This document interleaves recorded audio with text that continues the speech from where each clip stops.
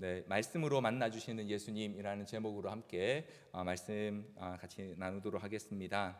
오늘 함께 읽은 말씀은 우리가 잘 알고 있는 본문 중에 한 부분입니다. 네, 예루살렘에 있던 그 제자들이 무리 중에 두 사람이 엠마오라 하는 마을로 가던 중에 예수님을 만나게 된 그 장면을 다루고 있는데요. 사실 성경은 본문에서 이 두 사람이 한 사람은 글로바라고 말하지만 다른 한 사람은 누구인지 정확히 말해주고 있지 않습니다. 어떤 사람은 이 한 사람이 오늘 본문을 기록한 누가라고 이렇게 보기도 하고요. 또 어떤 분들은 이 글로바의 아내가 예수님과 자기 남편과 함께 예루살렘에 와 있었는데 그 사람이 같이 이렇게 간 게 아닌가라고 이렇게 추측하기도 합니다. 또한 이 엠마오라는 곳이 어떤 곳인지에 대해서도 의견이 참 많이 있는 걸 제가 좀 봤습니다.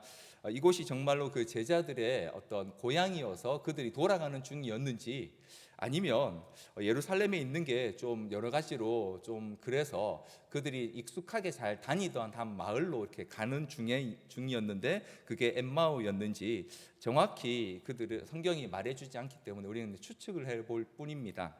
그런데 한 가지 분명하게 알 수 있는 게 있습니다. 지금 이 두 사람, 두 제자라고 그렇게 언급을 하죠. 이 두 사람이 지금 심각한 어려움 혹은 문제 가운데 이 길을 가고 있다는 것을 우리는 분명히 알 수 있습니다. 그들이 지금 겪고 있는 혹은 또 그들에게 닥친 문제는요, 표면적으로는 그들이 스승이자 또 메시아라고 여겼던 예수님께서 죽으셨다라는 이 사건입니다. 사실 이 두 제자가요 엠마오로 가고 있던 그 날이 바로 우리가 알고 있는 예수님께서 부활하신 그 날입니다. 그런데도 불구하고 그들은 예수님께서 죽으셨다라는 이 사실 때문에 굉장히 큰 슬픔과 낙심 가운데 엠마오라고 하는 그 마을로 가고 있었던 것 같습니다. 자, 그런데 오늘 본문이 그 내용을 굉장히 길게 다루면서 특별히 예수님께서 그들을 찾아가셔서 만나시고 하는 장면을 아주 상세하게 보여주고 있는데요. 과연 이 제자들의 진짜 문제가 단지 예수님이 죽으셨다라는 그것이 진짜 문제였을까요? 그들이 생각하는 그 문제, 이제 더 이상 자신들을 이끌어 줄 스승도 없고 그들이 기대했던 메시아도 죽어버렸다는 이 사실이 그들의 문제의 본질이었을까요? 저는 오늘 이 본문을 통해서 예수님께서 이 제자들을 찾아오셔서 그들의 문제를 밝히시고 해결해 주시는 장면을 통해서 오늘 지금 저와 여러분이 겪고 있는 이 시대적인 상황 혹은 영적인 이런 상황들의 진짜 문제의 본질이 무엇이며 거기서 우리가 회복해야 할 것이 무엇인지를 함께 좀 생각해 보길 원합니다. 먼저 오늘 본문에 보면요, 예수님께서 엠마오로 가고 있는 이 두 제자를 찾아오십니다. 그런데 찾아오셔서 그들에게 이렇게 묻고 계세요. 17절과 19절에 보니까 너희가 지금 하고 있는 이야기가 뭐냐라고 이렇게 묻고 계십니다. 두 번이나 물으세요. 예수님께서 정말 그 두 제자가 하고 있는 이야기가 내용이 뭔지 몰라서 물으셨을까요? 그렇지 않으시겠죠. 예수님께서 사실 알고 계시지만 의도적으로 그들에게 지금 묻고 계십니다. 그런데 첫 번째 물었을 때는요, 이 두 제자가 예수님을 약간 책망합니다. 18절에 보면 아니 예루살렘에서 오는 사람이 어떻게 지금 근자에 일어난 일을 모를 수가 있느냐라고 이렇게 예수님을 약간 책망하는 모습을 볼 수 있습니다. 그러도 예수님께서 다시 한번 19절에 물으시죠. 이르시되 무슨 일이냐 하자 이제 본격적으로 이 제자들 이 두 명 중에 한 명이 그에게 이 예수님께 그들이 겪었던 이 이야기들을 이제 하고 있습니다. 19절에 보면요, 먼저 이렇게 이야기합니다. 이르되 나사렛 예수의 일이니 그는 하나님과 모든 백성 앞에서 말과 일에 능하신 선지자이거늘이라고 시작해서요, 20절에 보면요, 우리 대제사장들과 관리들이 사형 판결에 넘겨주어 십자가에 못 박았느니라. 21절에 또한 이렇게 이야기합니다. 우리는 이 사람이 이스라엘을 속량할 자라고 바랐노라. 이뿐 아니라 이 일이 일어난 지가 사흘째요라고 말하고 있는데요. 예수님께서는 지금 두 번의 거듭된 질문을 통해서 지금 이 제자들이 생각하고 있는, 꼭 그들이 겪고 있는 그 문제의 본질을 드러내려고 하시고 계시는 것을 볼 수 있습니다. 먼저 오늘 19절부터 21절에 보면요, 지금 이 두 사람이 갖고 있는 예수님에 대한 오해를 보여줍니다. 첫 번째로 그들은요, 예수님이 누구신지에 대해서 굉장히 크게 오해하고 있었습니다. 19절에 보십시오. 예수님을 누구라고 말하고 있습니까? 하나님과 사람 앞에서 말과 일에 능한 선지자라고 그렇게 알고 있었습니다. 예수님이 이 제자들과 함께 굉장히 오랜 시간 같이 지내시면서 가르치시기도 하고, 마지막에는 자신이 앞으로 어떤 일을 겪어야 할지에 대해서 분명히 말씀하셨음에도 불구하고 여전히 이들은 예수님을 말과 일에 능한 선지자라고 그렇게 고백하고 있습니다. 심지어 20절에서는요, 예수님께서 죽으신 이유에 대해서도 그들은 오해하고 있습니다. 20절 한번 보십시오. 그들은 예수님께서 대제사장들과 관리들이 사형 판결에 넘겨주었다라고 이렇게 말하고 있는데요, 결국 이들이 생각할 때 예수님이 죽으신 이유는 하나님의 어떤 특별한 사명 때문이 아니라 정치적인 이유에서 결국 대제사장들과 관리들이 시기와 모함으로 예수님을 죽였다라고 보고 있는 것이죠. 심지어 그 예수님께서 그러한 일들을, 고난과 죽음을 통해 이루시고자 했던 일들에 대해서도 그들은 크게 오해하고 있습니다. 21절에 보니까요, 그들이 이렇게 이야기합니다. 우리는 이 사람이 이스라엘을 속량할 자라고 바랐다고 말입니다. 방금 이 제자가 이야기한 예수님에 대한 오해는요, 사실 당시 많은 사람들이 예수님에 대해 가졌던, 유대인들이 가졌던 인식이었습니다. 하나님 오신 선지자 혹은 메시아로서 정치적으로 그들을 해방하고 이스라엘을 회복시켜야 하는 그 사명을 위해서 예수님이 오셨다고 믿었습니다. 그래서 그분이 끝까지 살아남아서 이 이스라엘 나라를 세우셔야 하는데, 다윗의 왕조를 부활시키셔야 하는데 그분이 죽어버리신 거죠. 그들이 바라던 일을 더 이상 이룰 수 없게 되어버린 겁니다. 이것이 그들에게 있어서는 굉장히 큰 문제였습니다. 앞으로 뭘 해야 될지, 지금까지 바래왔던 이것들이 다 무너지면서 이제 더 이상 어떻게 해야 될지를 알 수 없는 상황이 되어버렸습니다. 그래서 엠마오로 방황하고 있었던 것입니다. 문제는요, 이 제자들의 이 예수님에 대한 오해가 그들 앞에 벌어진 다른 일들에 대해서도 잘못 인식하게 만들고 있습니다. 이어지는 22절과 24절은요, 바로 예수님께서 부활하신 그날 아침에 이 여자들과 제자들 중에 일부가 겪었던 일을 전하면서 그들이 이렇게 말합니다. 22절로 24절을 우리 같이 한번 읽어보겠습니다. 시작. 또한 우리 중에 어떤 여자들이 우리로 놀라게 하였으니 이는 그들이 새벽에 무덤에 갔다가 그의 시체는 보지 못하고 와서 그가 살아나셨다 하는 천사들의 나타남을 보았다 함이라. 또 우리와 함께한 자 중에 두어 사람이 무덤에 가 과연 여자들이 말한 바와 같음을 보았으나 예수는 보지 못하였느니라 하거늘. 여러분 여기 한번 보십시오. 지금 여자들이 새벽에 무덤에 가서요, 예수님의 시체가 보이지 않는데 거기에 웬 천사들이 나타나서 그가 살아나셨다라고 말했다라고 이렇게 전한 것을 그들이 들었어요. 아마 이 두 제자도 바로 그 여자들이 쫓아와서 그 제자들과 무리들이 모여있는 그 방에서 이 소식을 전하는 걸 들었던 것 같습니다. 그런데 만약 그들이 예수님이 하셨던, 생전에 하셨던 이야기들을 기억했다면, 내가 죽고 나서 3일 후에 부활해야 하리라 하신 이 말씀을 기억했다면 어떻게 하는 게 정상입니까? 그 말을 듣고 다 함께 무덤에 달려가 봤어야죠. 그런데 여기 보니까 몇 명 갔다 그랬습니까? 두어 사람만 가봤다는 거죠. 여자들의 말을 믿지 않았던 겁니다. 왜냐하면 그들이 기대했던 예수님이 죽어버리셨기 때문에 다시 살아나신다는들 과연 뭘 할 수 있을까 하는 그런 절망감에 그들이 사로잡혀 있었던 것이죠.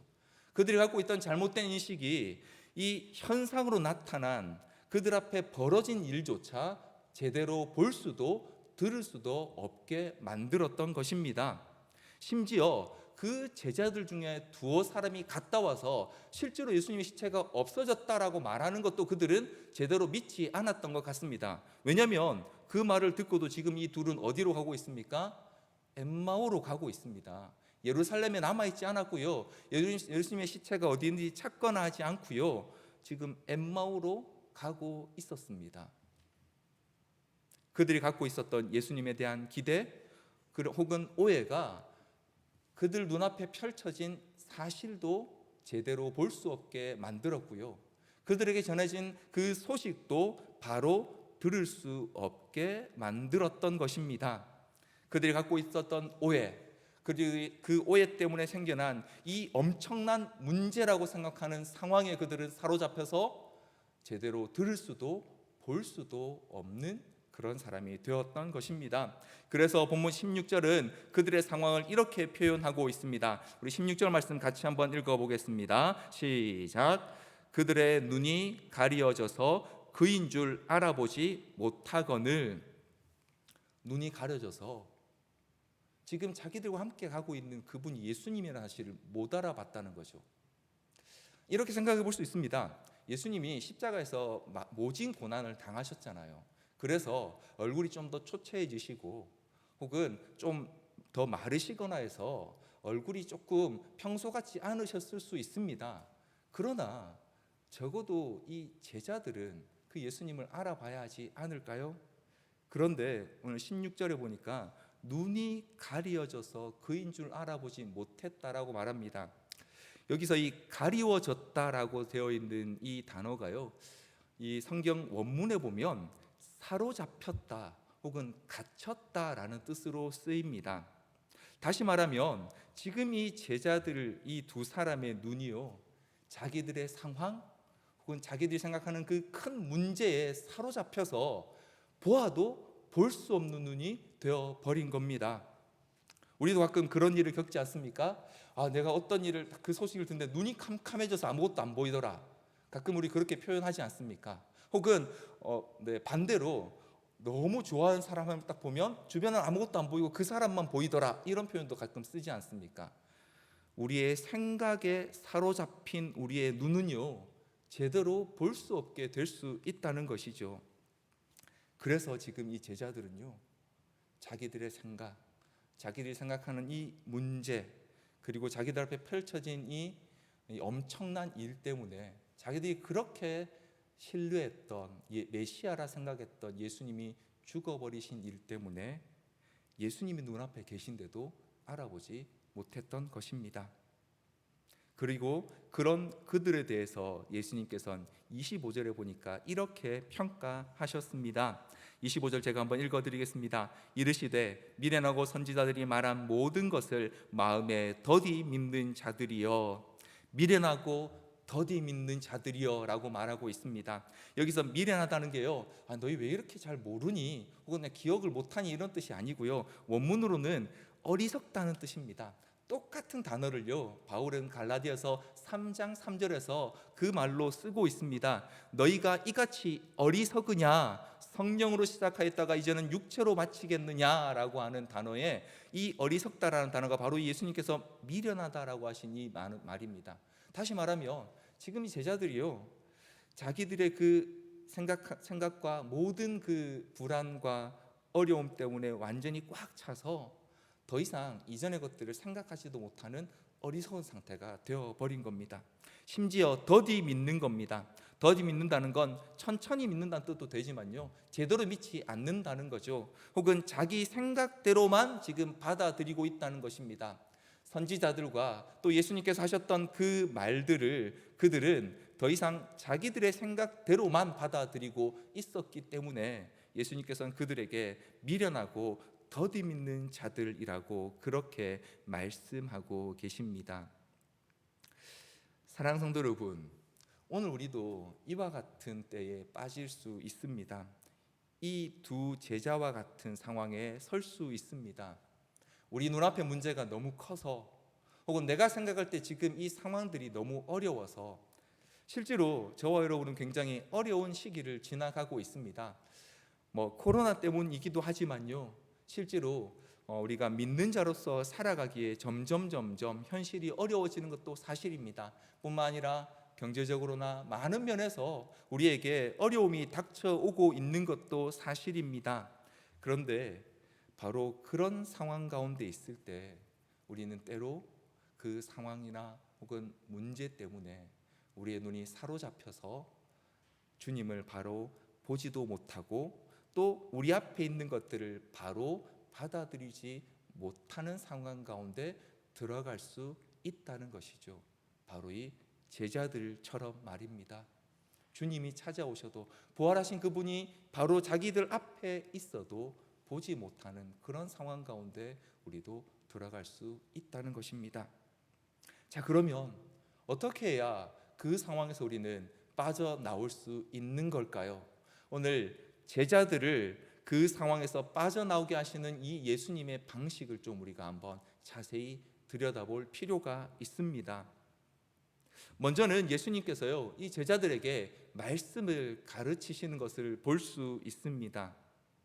만약 이 제자들의 문제가 단순히 자기들의 스승이자 메시아라 여겼던 예수님이 죽으신 그 자체만이 문제였다면 지금 예수님은 그들의 문제를 해결해 주실 수 있는 아주 간단한 방법을 가지고 계십니다.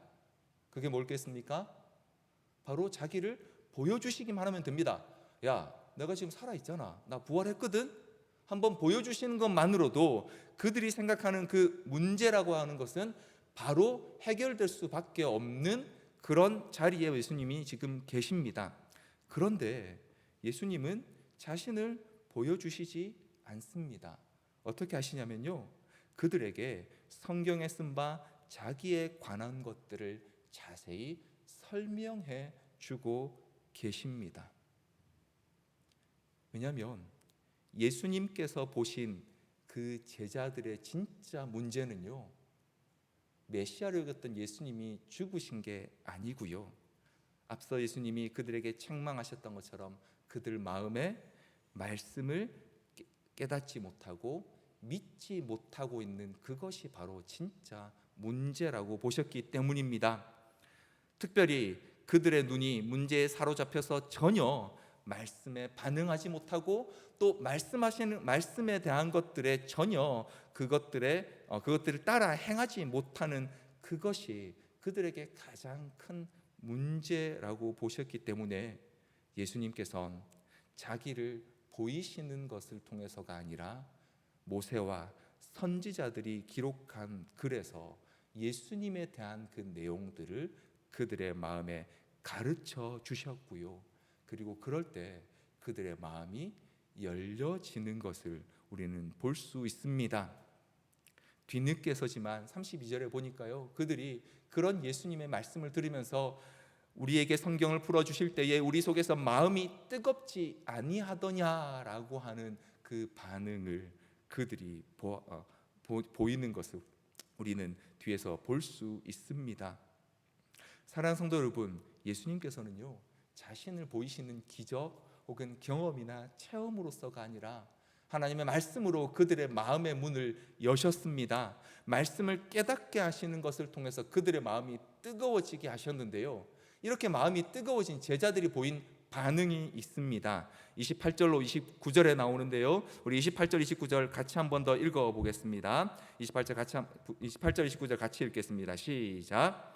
그들이 가는 마을에 가까이 가매 예수는 더 가려 하는 것 같이 하시니 그들이 강권하여 이르되 우리와 함께 유하사이다.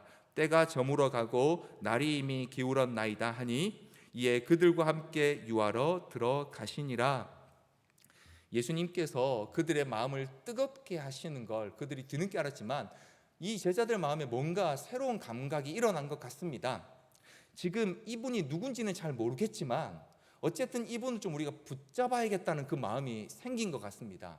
그래서 예수님이 그냥 길을 계속 가려고 하시자 붙잡아서 자기들과 함께 유하자고, 오늘 하룻밤 같이 좀 묵자고 그렇게 예수님을 붙잡고 있는데요, 여기 나오는 이 유하다라는 표현이 성경에서는 자주 거하다라는 표현으로 쓰이는 단어입니다. 우리가 잘 알고 있는 요한복음 15장에 이 단어가 매우 여러 번 쓰이고 있습니다. 요한복음 15장 10절에 보면 예수님께서 이렇게 말씀하셨습니다. 나는 포도나무요 너희는 가지라. 그가 내 안에 내가 그 안에 거하면 사람이 열매를 많이 맺나니 나를 떠나서 너희가 아무것도 할 수 없음이라 라고 하시면서 쭉 말씀하시는 이 요한복음 15장 이후에 나오는 거하다, 있다, 내 안에 거하다, 이 단어가 다 바로 이 유하다라는 단어와 똑같은 단어입니다. 무슨 뜻입니까? 지금 이 제자들이요, 예수님을 제대로 알아보지 못했지만 그분의 말씀을 들을 때 그 마음이 열리면서 내가 이분을 붙잡아야겠다, 이분과 함께 해야겠다라는 마음이 생기게 된 것이죠. 말씀 때문에라도 내가 이분을 붙잡아야겠다는 절박함이 생긴 것을 그들이 깨달은 것입니다. 그래서 예수님을 붙잡았습니다. 누구신지 모르지만 이분이 우리에게 뭔가를 더 가르쳐 주셔야 한다라는 그 느낌을 받은 것 같습니다. 그리고 나서 이어지는 30절에 보면 이 예수님께서 아주 독특한 일을 한 가지 하고 계십니다. 우리 30절 말씀 같이 한번 더 읽어볼까요? 30절 같이 읽겠습니다. 시작. 그들과 함께 음식 잡수실 때에 떡을 가지사 축사하시고 떼어 그들에게 주시니. 여러분 한번 보십시오. 여기 조금 이상하지 않으십니까? 지금 예수님께서는요, 이 두 제자의 초대를 받은 손님입니다. 여러분 혹시 집에 손님을 초대하셨는데요, 그래서 이제 식사를 대접한다고 생각해 보십시오. 그러면 보통 어떻게 합니까? 식사를 준비한 집 주인이 이것저것 음식을 내놓으면서 자, 이거 한번 드셔보시죠 이렇게 하지, 손님이 집 주인한테 이 음식이 되게 맛있어 보이나 같이 한번 좀 드셔보시자고 떠주지 않지 않습니까? 근데 지금 여기 30절에 누가 떡을 떼어 제자들에게 주셨습니까? 예수님께서. 원래 제자들이 손님으로 초청한 예수님께서 마치 그가 주인이신 것처럼 떡을 가지사 축사하시고 떼어 그들에게 주셨습니다. 무슨 일이 벌어진 겁니까? 말씀을 듣고 마음이 열린 제자들이 예수님을 붙잡자 예수님께서 그들 안에 들어가셔서 그들과 함께 거하신다는 사실을 보여주시고 깨닫게 하신 것입니다. 이제 더 이상 예수님이 손님이 아니라 주인이 되셔서 제자들이 초대한 식탁이 아니라 예수님의 식탁에 이 제자들이 함께 먹도록 그들을 불러드리고 계시는 것이죠. 우리가 잘 알고 있는 요한계시록 3장 20절 말씀이 여기서 이루어지고 있는 것입니다. 볼지어다 내가 문 밖에 서서 두드리노니 누구든지 내 음성을 듣고 문을 열면 내가 그에게로 들어가 그와 더불어 먹고 그는 나와 더불어 먹으리라 하는 이 말씀을 지금 예수님께서 이 제자들에게 경험하게 하신 것이고요. 바로 그때 그들의 눈이 열려서 예수님을 알아보는 일이 벌어졌습니다. 제자들은 이제서야 이 예수 그리스도를 이스라엘을 속량할 정치적 구원자가 아니라 자기들의 주인으로 받아들이는 일을 경험하게 된 것입니다. 지금으로 말하면 회심의 역사를 그들이 경험하게 된 겁니다. 그간 예수님께서 그들과 함께 하실 때 보여주셨던 그 경험들, 예수님이 그들에게 가르쳐 주셨던 말씀들, 그리고 그들이 알고 있었던 구약과 선지자들의 여러 말들과 지금 찾아오셔서 가르쳐 주신 이 말씀들이 그들의 마음에 역사하는 일을 통해서 이제는 예수님을 더 이상 정치적 메시아 구원자가 아니라 주와 그리스도로 받아들이는 바로 그 일을 지금 이 제자들이 경험하게 되었고요. 그리고 그때 그들의 눈이 열리게 되었습니다. 부활하신 예수님을 본 기적 때문이 아니라 그분을 통해서 듣고 보고 배운 말씀 때문에 주님을 제대로 알게 되었고요. 그리고 그분과 함께 거하는 역사를 그 놀라운 일을 그들이 겪게 된 것입니다. 그래서 여러분, 이 제자들은요, 이 두 사람은요, 오늘 본문이 끝나기까지 그들이 예수님을 보았다라고 말하지 않습니다. 34절, 35절 한번 가볼까요? 34절, 35절 제가 한번 읽어드리겠습니다. 말하기를 주께서 과연 살아나시고 시몬에게 보이셨다 하는지라. 죄송합니다. 그들이 그래서 이제 예루살렘으로 돌아갔어요. 그리고 다시 제자들 공동체를 만났는데 그때 하는 이야기입니다. 34절 말하기를 주께서 과연 살아나시고 시몬에게 보이셨다 하는지라 하는 말을 제자들, 예루살렘에 있던 제자들이 이 두 사람에게 했습니다. 그러자 두 사람이 35절에 이렇게 말합니다. 두 사람도 길에서 된 일과 예수께서 떡을 떼심으로 자기들에게 알려지신 것을 말하더라라고 말합니다.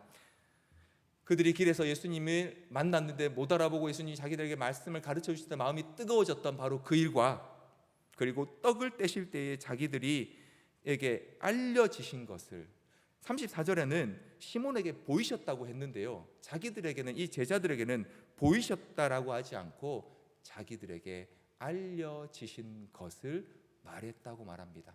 실제로 그들은 예수님을 보지 못했습니다. 왜냐하면 31절에 보면 그들의 눈이 밝아졌지만 예수께서는 이미 안 계셨습니다. 그들에게 보이지 않으셨다라고 성경이 기록하고 있습니다. 무슨 뜻입니까? 이 제자들은요, 예수님을 보았지만 본 적은 없습니다. 그러나 그 예수님이 부활하셔서 자신들과 분명히 함께 하셨다는 사실을 알고 이제는 믿게 된 것입니다.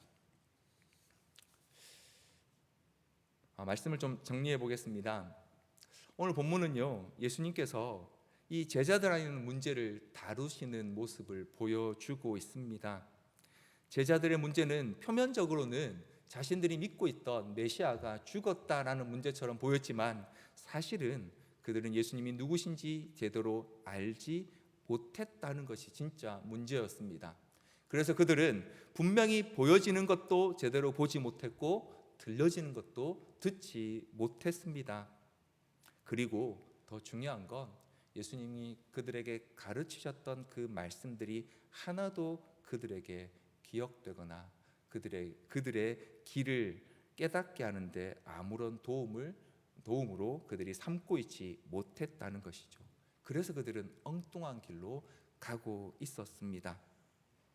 이런 제자들에게 예수님께서 찾아오셔서 그들의 문제의 본질을 말씀을 통해서 드러나게 하시고, 그리고 바로 그 말씀을 통해서 예수님의 풍성한 식탁으로 이 제자들을 불러 오셔서 그들의 마음을 바꾸시고 그들의 사로잡힌 눈이 다시 열려지게 하시는 이 은혜를 이 제자들에게 겪게 하셨습니다. 그리고 바로 그런 방식으로 제자들이 예수님을 진정으로 보게, 깨닫게 하셨던 것이지요.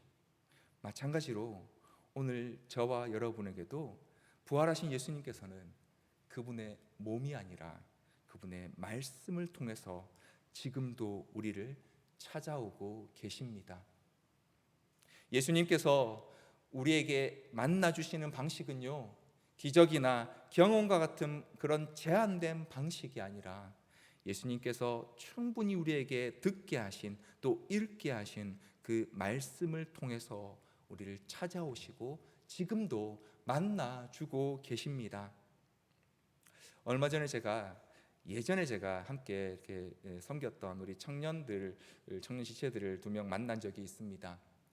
이런저런 이야기를 하다가 요즘 이제 신앙생활을 조금 이렇게 등한시하고 조금 이렇게 힘들다라는 이야기를 하길래 제가 이렇게 한번 물어봤습니다. 그러면 지금 너에게 뭐 어떤 게 있으면 믿음이 좀 더 이렇게 더 유익해지겠느냐, 잘할 수 있겠느냐라고 이렇게 이제 물었더니 참 재밌게도 두 사람이 똑같이 이렇게 대답했습니다. 뭔가 좀 더 확실한 믿음의 증거를 가졌으면 좋겠어요, 목사님. 뭔가 좀 분명한 이 믿음의 영적인 체험이 저에게 좀 있으면 좋겠다라고 이렇게 대답하는 걸 제가 들었습니다. 그런데 제가 그들과 좀 더 긴 시간 대화를 나누면서요, 사실 그들의 진짜 문제는 체험이나 혹은 증거가 없어서가 아니라 예수님께서 우리에게 지적하신 것처럼 세상의 염려와 재물의 유혹에 사로잡혀서 성장하지 못하고 있다는 것을 발견하게 되었습니다. 사랑하는 성도 여러분, 오늘 저와 여러분은 어떻습니까?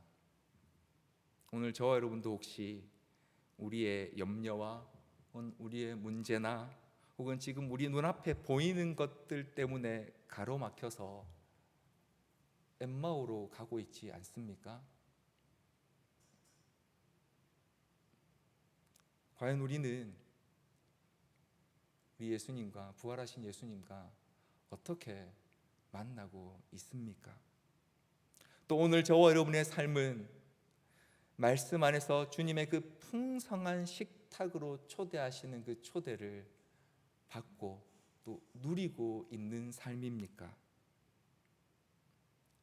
어쩌면 우리도 우리의 표면적인 문제에 사로잡혀 있을 수 있습니다. 우리의 겉으로 보이는 여러 가지 일들 때문에, 여러 가지 어려움 때문에, 혹은 우리가 겪어야 될 혹은 헤쳐나가야 될 이런저런 일들 때문에 우리의 마음이, 우리의 눈이 사로잡혀 있을 수 있습니다. 그러나 진짜 문제는 우리 앞에 있는 것이 아니고요, 지금 내 영혼이 우리 예수님을 제대로 알고 만나고 있는가에 있다는 것을 오늘 본문 우리에게 보여주고 있습니다. 여러분, 우리는 누군가 우리에게 예수님이 누구시냐고, 예수님이 어떤 분이시냐고 만약에 질문 받는다면 뭐라고 답하시겠습니까? 혹시 우리의 대답이 이 제자들의 대답처럼 선지자요, 억울하게 죽음을 당하신 분이고 우리가 기대했던 것들을 잘 이루지 못하시는 것 때문에 우리의 마음을 상하게 하는 분이라는 그런 오해를 갖고 있진 않습니까? 그분이 누구신지, 왜 죽으셔야 했는지, 그 죽음을 통해 또 부활하심을 통해 이루고자 하셨던 일들이 무엇인지 우리는 제대로 보고 또 듣고 있습니까? 뿐만 아니라 그분이 우리에게 찾아오셔서 하시는 그 말씀들을 우리는 바로 듣고 있는지도 한번 우리 자신에게 물어보아야 합니다. 오늘 저와 여러분이 가고 있는 그 길은 예수님께서 주시는 그 말씀과 어떤 관계가 있습니까? 여러분, 오해하지 마십시오. 제가 여러분에게 모두 다 여러분이 주의 일만 해야 한다, 기도만 열심히 해야 된다, 혹은 예배만 열심히 드려야 된다, 이런 말씀을 드리는 게 아니고요, 예수님께서는 분명히 저와 여러분을 예수 그리스도의 제자로 하나님 백성으로 부르셨지만 또한 세상 가운데 보내셨음이 분명합니다. 그런데 지금 저와 여러분이 걷고 있는 그 세상의 길과, 세상에서 우리가 가야 하는 그 길과 오늘 나에게 주시는 그 말씀 사이에 어떤 관계점들을 찾고 있는지를 제가 여쭤보고 있는 겁니다. 우리는 그곳에서 우리에게 말씀하시는 주님의 음성을 듣고 있습니까? 만약 지금 저와 여러분에게 진짜 어려움이 있다면 그것은 어쩌면 내가 예수님을 제대로 알지 못하는 것, 혹은 지금 내가 서 있는 그 자리에서 예수님의 말씀을 제대로 듣지 못하는 것에 있을 수 있습니다. 혹은 표면적인 문제가 없다면 나는 지금 나를 말씀을 통해서 찾아오신 예수님과의 만남에 얼마나 내 자신을 드리고 있는지를 한번 점검해 보기를 원합니다. 우리는 지금 어려운 시간을 보내고 있습니다. 마음껏 모일 수도 없고요, 또 이렇게 온라인으로 그냥 만날 수밖에 없는 상황, 심지어 양육 훈련도 온라인으로 대부분 이루어질 수밖에 없는 그런 상황입니다. 그리고 지금 이 상황 때문에 많은 분들이 경제적으로 혹은 상황적으로 어려움을 겪고 있습니다. 관계적인 어려움을 겪고 계시는 것 이야기를 듣게 됩니다. 직장에서 어려움을 겪고 있다는 이야기를 많이 들을 수 있습니다. 그래서 많이 걱정도 되고 많이 염려도 됩니다. 그런데 여러분, 지난 2000년간 역사 가운데 성도들은 그와 같은 위기들을 수도 없이 겪었습니다. 그리고 그때마다 주의 자녀들은 말씀에서 답을 찾았고 또 거기서 그 문제들을 헤쳐나갈 용기를 얻었고요. 그리고 우리가 가야 할 방향을 발견했습니다. 사랑하는 성도 여러분, 지금 그 어느 때보다 우리는 말씀 가운데 찾아오시는 주님이 우리에게 필요합니다. 그분이 누구신지, 그래서 우리에게 어느 길로 가기를 원하시는지, 그리고 지금 내가 가고 있는 그 길 가운데서 무엇이라고 말씀하시는지 주의 말씀 가운데 듣는 일이 필요한 때입니다. 그래서 우리는 다시 한번 말씀 안에서 우리 예수님을 붙잡아야 합니다. 오늘 제자들이 예수님 누구신지 잘 깨닫지 못한 때에도 바로 그 말씀 때문에 뜨거워진 말씀으로 그분을 붙잡고 그분을 자신들과 함께 거하자고 그렇게 강권했던 것처럼 오늘 저와 여러분도 우리를 반대로 예수님께서 말씀으로 초대하시고 그분의 풍성한 식탁에 함께 하자고 그렇게 강권하시는 주님의 초대에 응답하고 그 앞에 나아가는 자들 되기를 간절히 소원합니다. 단지 설교에 듣는 것에 머물지 마시길 바랍니다. 우리 스스로가 말씀을 읽고 그 말씀의 가운데 붙잡히고 또 붙잡기를 애쓰는 저와 여러분 되기를 간절히 소원합니다. 하나님의 말씀은 살아있고 활력이 있어서 반드시 우리의 생각과 우리의 모든 것들을 드러내실 뿐만 아니라 우리의 마음을 뜨겁게 하시고 주님의 식탁에 그 풍성한 교제의 자리에 이르게 하실 줄 믿습니다. 우리 오늘도 다시 한번 우리를 부르시는 또 우리를 만나주시는 그 주님 앞에, 주님의 말씀 앞에 나아가는 저와 여러분 되기를 주님의 이름으로 간절히 소원합니다. 우리 마지막